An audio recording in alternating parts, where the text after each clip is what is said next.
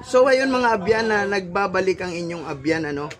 Mayroon na naman tayong naisip na bagong salitang malalim sa Tagalog, yung salitang nilulunggati mga abyan, ano. Ano ba talaga ang ibig sabihin nitong salitang nilulunggati? Actually mga abyan, ano, bihira lang po nating marinig ang ganyang mga salita mga abyan, ano, yung salitang nilulunggati na yan. Pero actually sa ating nalalaman, yung nilulunggati ay isang bagay na inaasam-asam mo in future, na gusto mong mangyari, gusto mong matupad, pangarap ng puso mo mga abyan, ano, na matupad mo yung bagay na yun, inaasam-asam mo, kagaya nung halimbawa kaligtasan. Actually mga abyan, ano, naririnig namin ang salitang nilulunggati sa aming tagapanalangin sa closing prayer sa aming samahang MCGI mga abyan, ano. Madalas na naririnig namin yan sa closing prayer, yung salitang nilulunggati. Ibig sabihin, pangarap ng aming mga puso na makarating kami dun sa nilulunggati, o pinapangarap ng aming mga puso